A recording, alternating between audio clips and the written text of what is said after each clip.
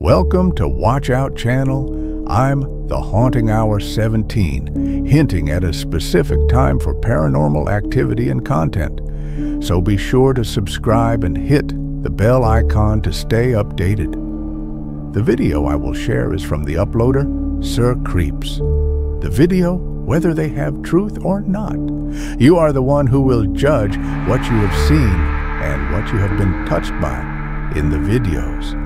Be sure to watch till the end of the video, because there are many more paranormal clips waiting for you at the end.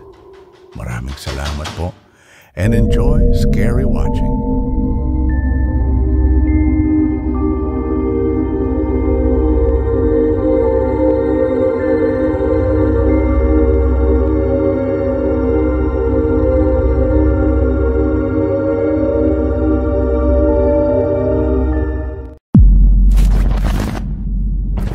Si Maki at ang psychic na si Amanda ay kinontak ng isa sa kanilang mga subscribers na nagngangalang Antoinette para paimbestigahan ang dati nilang tirahan na di umano'y haunted.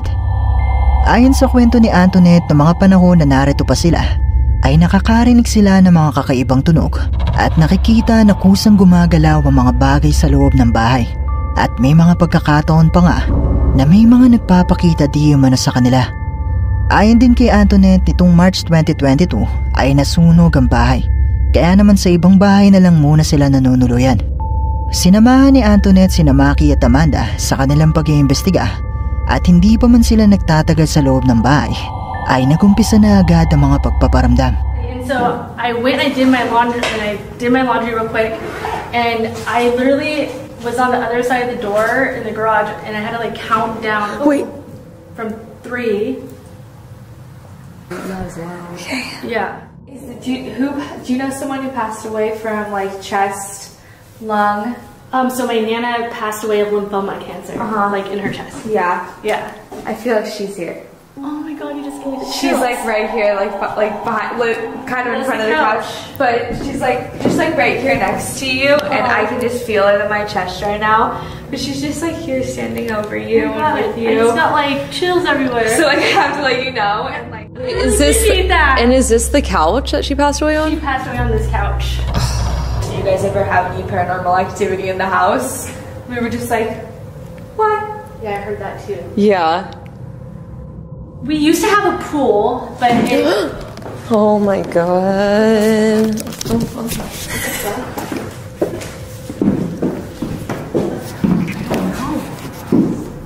I don't know. Well, it wasn't the backpack. The backpack was already over. Was it this? No, that I stepped over. Yep. That was it. Why would it not go? I don't know. It's a can in here. So there's no reason a can should tip over. 2 cans actually. Whew. Oh my god, that was really weird. Because I feel like the only way for it to get knocked over if something was... Something like had to have hit it. How hard is that to kick over, Mackie? Give it a tiny nudge. And it was louder than that, so it got pushed.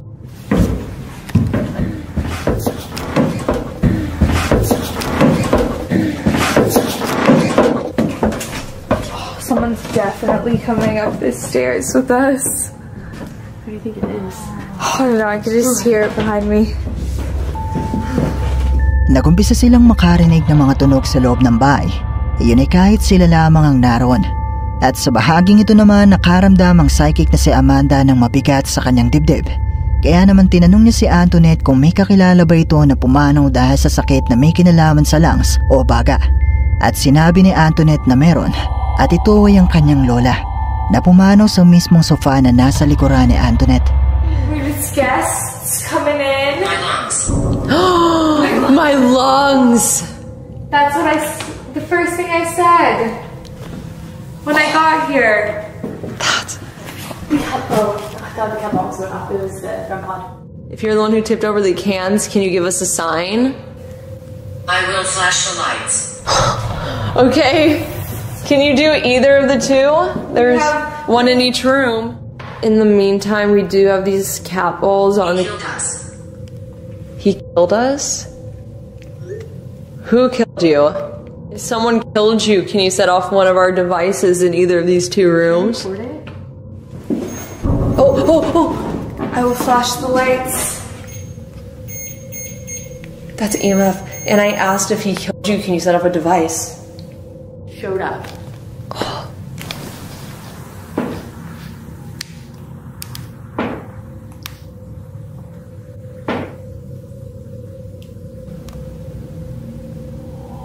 I hear a noise in there. Yeah. Should we go over there? Sure. Keep walking from that music box. You can take energy from our light and the We're moving around. We're moving around. We know. Oh, upstairs now. Binanggit ng kanilang app ang salitang my lungs na kanina lang ay napag-usapan nila. At nang banggitin naman ng app ang mga salitang I will flash the lights, bigla na lang tumunog at tumilaw ang kanilang device na mistulang may humawak dito. We also have this red light. Oh, EMF just started as I said this. Can you take a little energy from our light and put that energy into the REM pod and make it beep? Or light from the teddy bear. You can take energy from the teddy bear. Yeah, that little like flat. That little flick. Thanks. Thanks for offering power from us to them. You're welcome. He's here. He's here. Who? He's here. He's here. He's here. Jason? Oh my god. It's okay. It could be something not Jason. Jason Jackson. What music do you Jason Jackson James.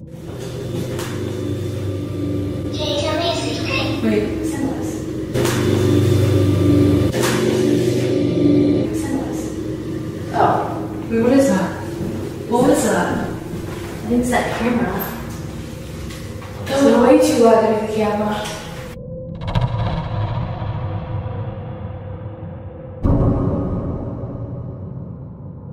From a cemetery or... Yes! Okay. Can you make that stop, please? Just for... Elmer. Dahmer, shut up! What? You didn't say Elmer? Yeah, what? That's my boyfriend's grandfather. Oh my god.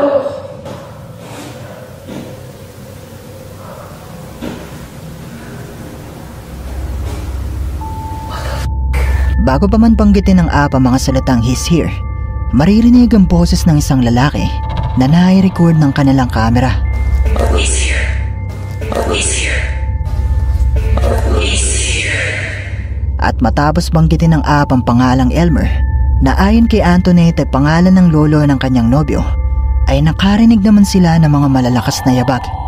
Dito na nila tinapos ang kanilang investigasyon, pero habang nire-review na nila ang mga kuha ng kanilang kamera, ay meron silang nakita na talaga namang nakapangingilabot. Dude, it's so weird because like when I would think of like the thing with the tongue out, I could never, like whenever I thought it was a male, because you would think it would be a male. Yeah, Like, there's always yeah. like that thing where it's like it's not a male. I'm like,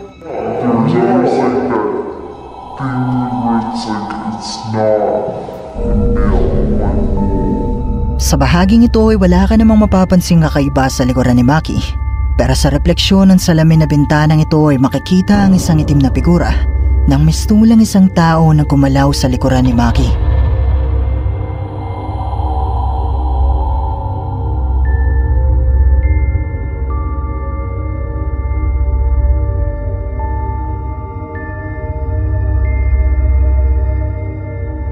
Ang mga tunog at mga pagpaparamdam kaya na naidokumento ni Maki at Amanda ay mga patunay na totoo ang mga kwento ni Antoinette tungkol sa kanilang tahanan. Isa nga kayong multong nakuhanan sa likuran ni Maki. Kayo, ano sa tingin nyo?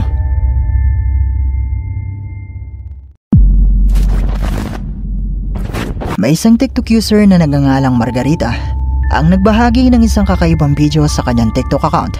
Nakuha mula sa kanilang security camera. Isang gabi habang siya ay wala sa kanilang tahanan at nag-iisa sa kwarto ang kanyang anak. Are you okay? Yeah? Okay. Just go to sleep, okay, baby?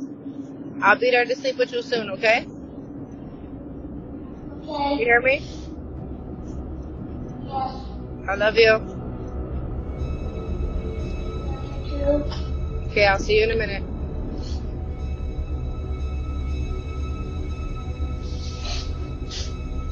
Steven.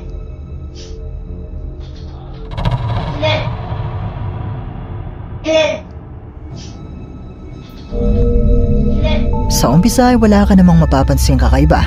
Pero nang bumangon na ang bata at lumabas ng kwarto, mapapansin ang isang transparent na imahe na mistulang isang puting usok na dumaan sa harap ng kamera.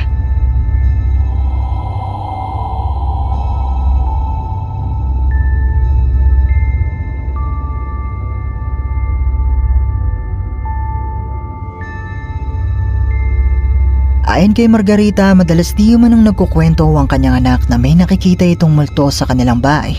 Pero hindi niya ito pinagtuunan ng pansin dahil sa tingin niya ay malakas lang ang imahinasyon ng kanyang anak. Pero dahil sa nakuhanan ito ng kanilang security camera, ay naniniwala na siya. Pero isa nga kaya itong multo? Pero, ano sa tingin niyo ang imaheng ito?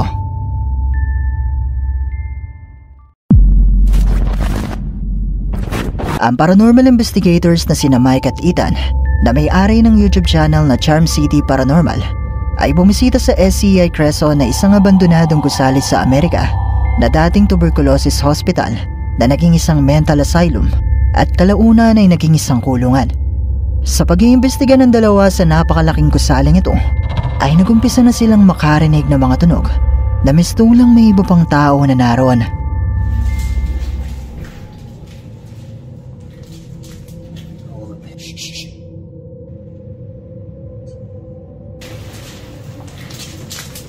All the pin. To the window of the car. That was not a car. That's wind. That.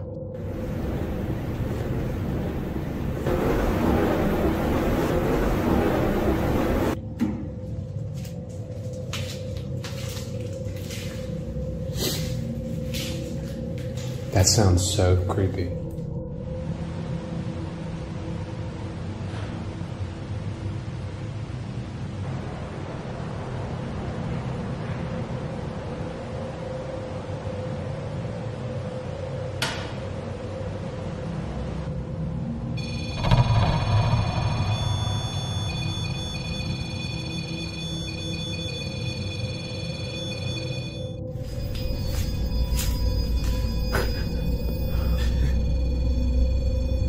Wild. That is so funny. Nagumpisa silang makarinig ng mga tunog at boses at nagumpisa na ring may masagap ang kanilang REM pad. Matapos ito ay sinubukan naman nila ang tinatawag na Estes method na kung saan habang si Mike ay nakapiring ay papakinggan niya ang mga salita na ibibigay ng spirit box habang si Ethan naman ay maglilibot sa ibaba at susubukang kausapin ng mga posibleng naroon.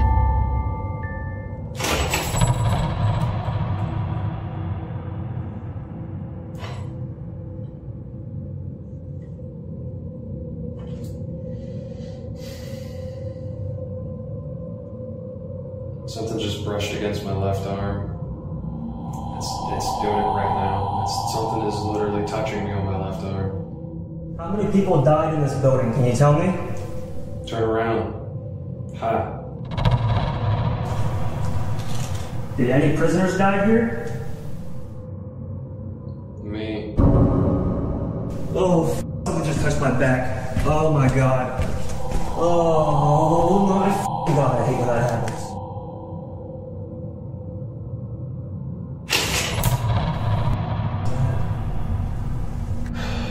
Something keeps touching me on my left arm, man. Oh, he's scared. Run. Where are you right now? Can you tell me where exactly you are right now? What the? Who was that? I just heard somebody speak right behind me. Who was that? That was me.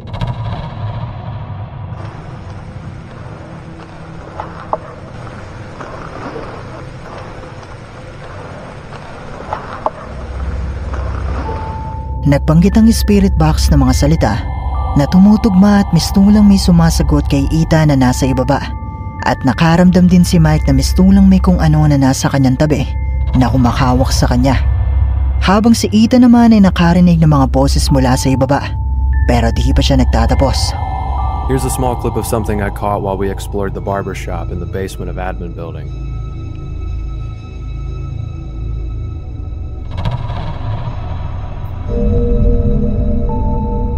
Nakita mo ba? Sa bahaging ito makikita ang mabilis na pagdungaw at pagtago ng isang transparent na imahe na mistulang ulo ng isang tao na sumilip sa kanila.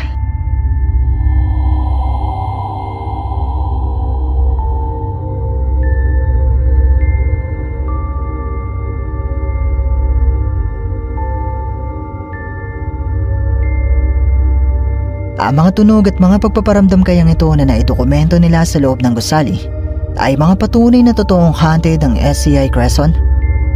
Isa nga kayang multo ang nahagip ng kanilang kamera. Kung gusto nyo mapanood ang kabuuan ng bidyong ito at ang iba pa nilang mga investigasyon, bisitahin at mag-subscribe na rin kayo sa kanilang YouTube channel, The Charm City Paranormal. Wait, napansin ko na 80% sa mga viewers ay hindi pa nakasubscribe dito sa ating channel. Kaya naman kung ikaw ay isa sa 80% na ito, iniimbitahan kita na i-hit ang subscribe button at ang notification bell dahil marami pong mga nakakatakot na videos ang paparating.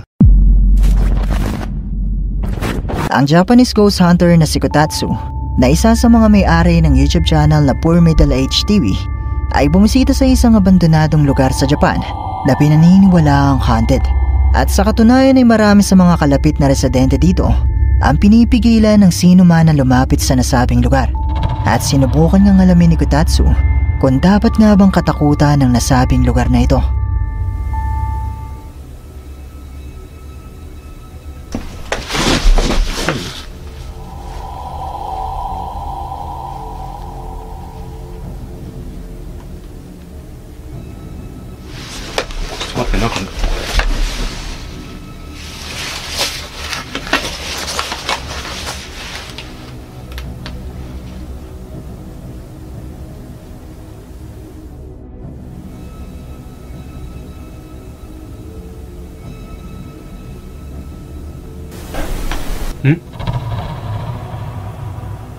Ano to?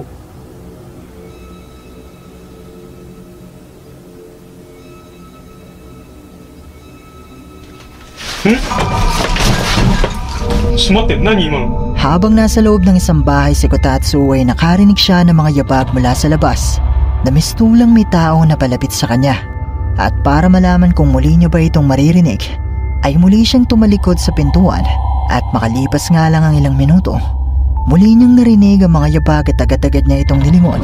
At dito nga ay nakita niya ang isang maliit na kamay na mistulang kamay ng isang bata.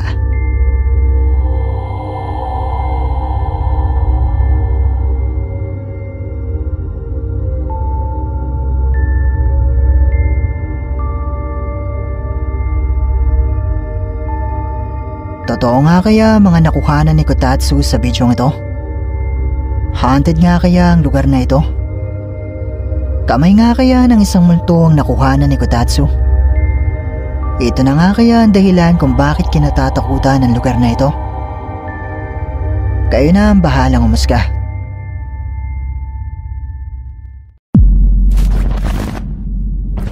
Si Franco na may-ari ng YouTube channel na Franco TV ay sinamahan ng isa sa kanyang kaibigan na pulis na magbabantay sa kanya habang nililibot niya ang isang sementeryo sa Peru na ayon sa kanila ay napakadelikado.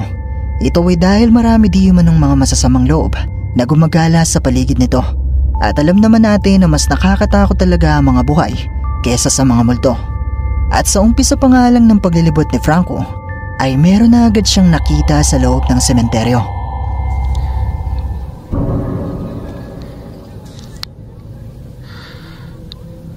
There's somebody out there. In the back.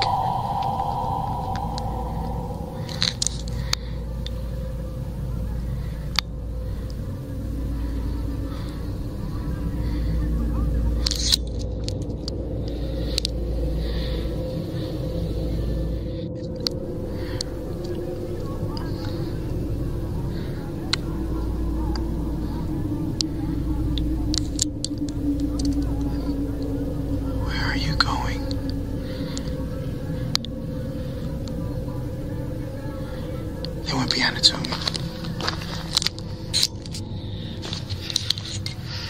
I lost. I think they went around one of those tombs over there. Hola!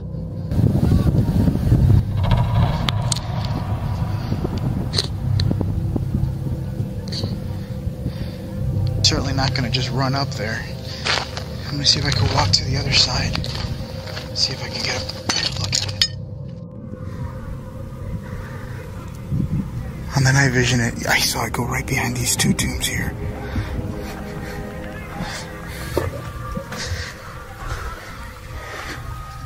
Hello?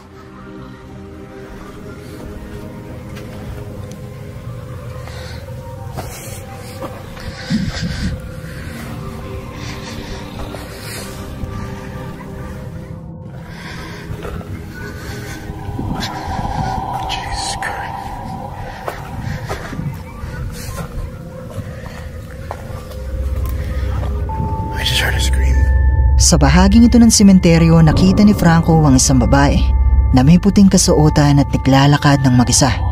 Sinubukan niya itong kausapin at maririnig na sumagot ito sa kanya na hindi naman niya narinig ng mga oras na ito. Pero ang kakaiba dito, nang sinubukan niyang puntahan kung saan ito nagtungo, ay wala naman ang babae roon.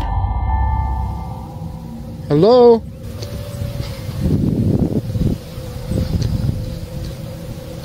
Listen.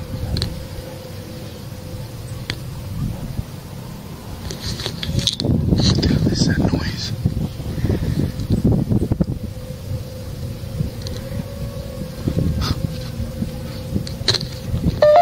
Europe.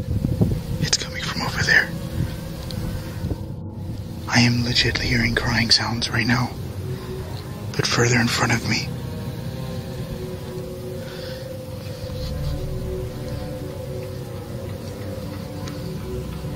¿Quién está allá?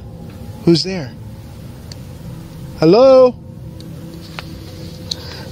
I don't want to fall. Everywhere. Aaron. Aaron? You know, it's weird. I thought I turned that thing off. Sit down. Sit down. I'm not gonna turn it off for now. Let's leave that on.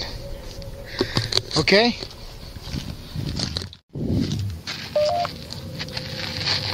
What do you want? ¿Qué tú quieres? Listen. I'm hearing the tapping sounds too. I don't know where the tapping sounds are coming from. I'm using the psionics for I this. hear you.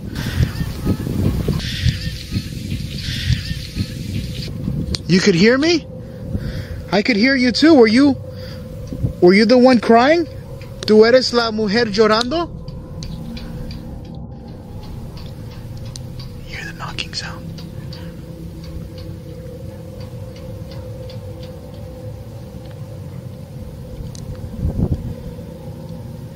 Blessed. Blessed. Blessed. It said it again. That light that you see in the distance, that's a car far away. Hello?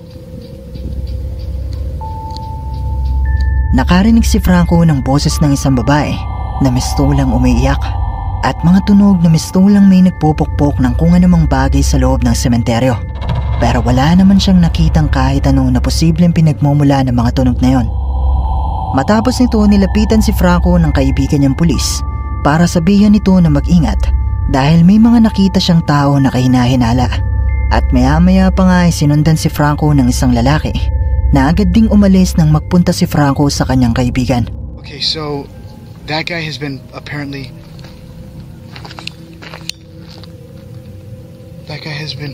walking past the truck a couple of times. He's seen him, and that's kind of what's making us very paranoid as of right now. Oye eso? Sí. Esa es la misma hora que yo oí antes. Pero ten cuidado.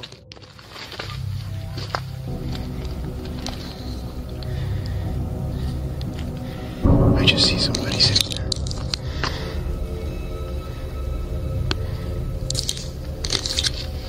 See if I can get a little bit closer.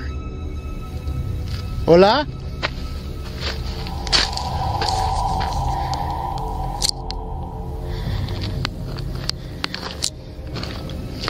Hola?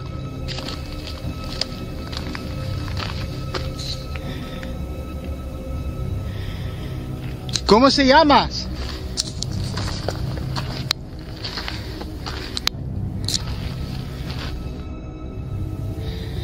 Señora.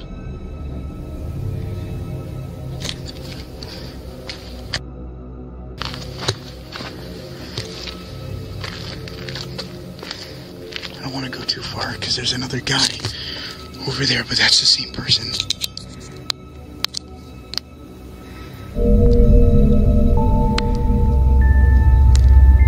Sa pagpapatuloy ni Franco ay muli niyang narinig ang boses ng babaeng umiiyak at dito ay muling nagpakita sa kanya ang babaeng nakaputi na umalis at naglakad papalayo na hindi niya na sinubukang sundan.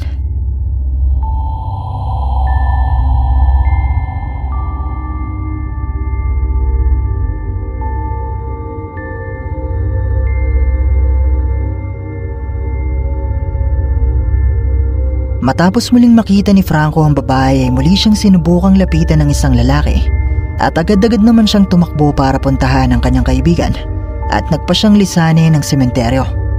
Pero totoo nga kaya mga nakuhanan ni Franco sa loob ng sementeryong ito? Isa nga kayang multo ang babaeng nagpakita sa kanya?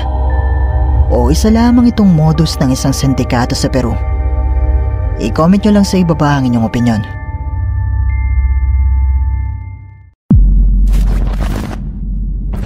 Ang ating bonus clip ay isa na namang nakakagulat at nakakapangilabot na video. Kaya naman muli akong nagpapaalala na kung kayo ay may sakit sa puso o masyadong magugulatin, ay mas makabubuti kung i-skip nyo na lang ang video ito. Ang video ito ay isa lamang POV o pagsasadula at ang kwento ay tungkol sa isang delivery rider na karugtong ng kwento ng isang security guard na itinampok natin sa nakaraan nating video.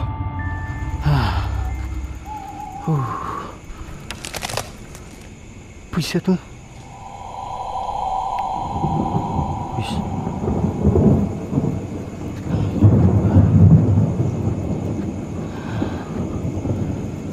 Puisa tu.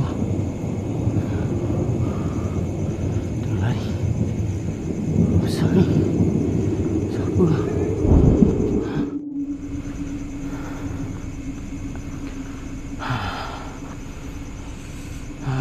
Customer.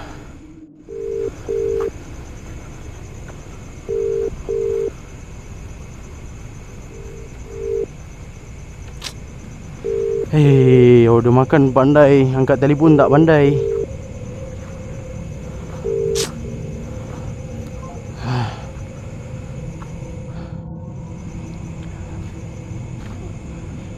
Excuse me. Hello. Sir? Hi, food delivery. Sir? You shocked me, bro. Hey, you got order food? Yeah, that's fine. Thank you so much. Alright, no worries, no worries. How much I owe you, bro? $10. $10. Yes. Yeah, here's $10. Something extra for you, like. Hey, thank you. You sure? Yeah. You sure? You came all the way, man. Oh my god. Never mind, it's okay lah. No, it's for you, bro.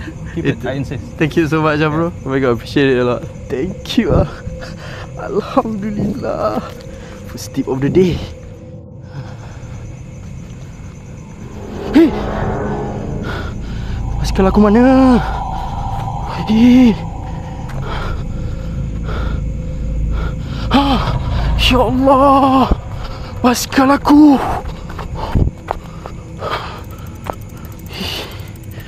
Mesti budak-budak tadi sia.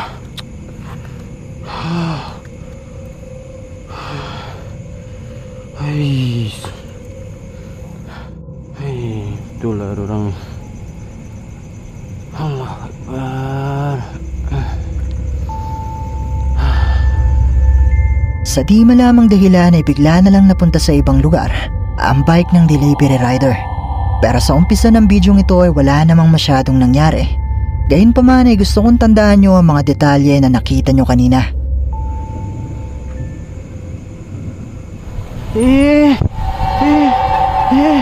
Kenapa Allah.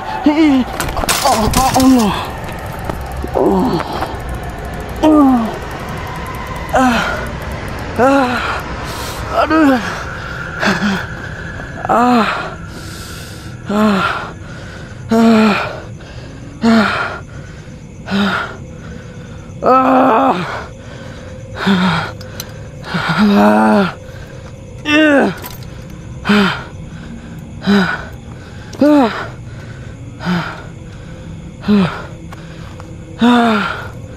Tentang gini pula kau nak buat hal.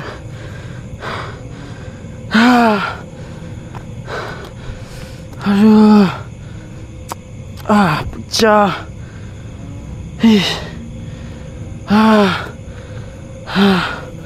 Allahu Akbar.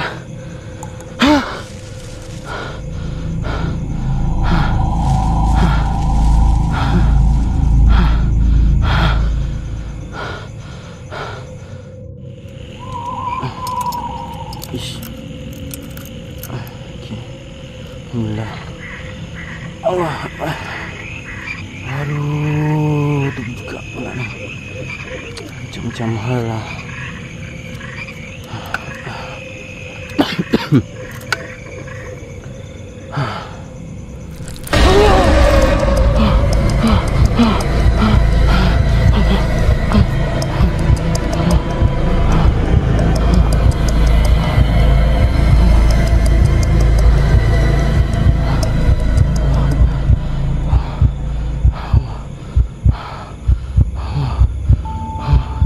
Nawalan siya ng kontrol sa kanyang bike at natumba at tuluyan na nga itong nasira.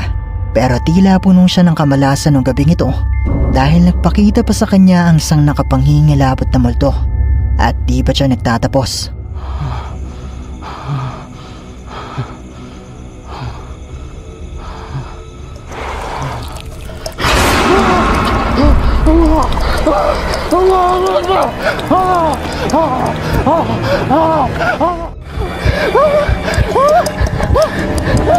Mungkin nak, mungkin nak. Apa? My bicycle.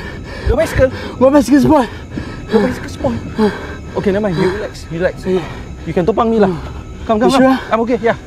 Come, come, bro.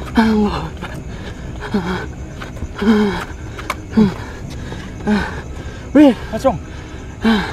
Your girlfriend? My girlfriend? I came alone. What? Muling nagpakita sa kanya ang nakapangingilabot na multo na lumalapit sa kanya. Agad-agad siyang tumakbo hanggang sa makasalubong siya ng customer at inalok siya nito na umangkas. Pero napansin niya na wala ang babaeng katabi nito kanina. Tinanong niya ang customer tungkol dito at sinabi nito na mag-isa lang siyang pumunta sa lugar na ito.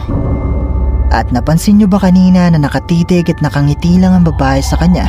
Yun ay dahil isa pala itong multo at hindi ito kasama ng customer. At dito na nagtatapos ang ating video.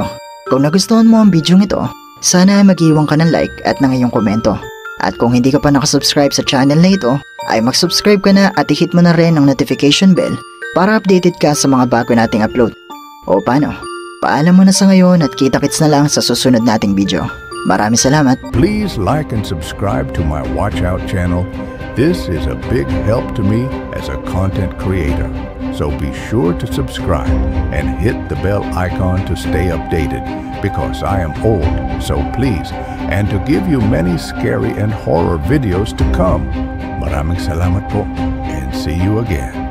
In my next videos, I'm the Hunting Hour 17.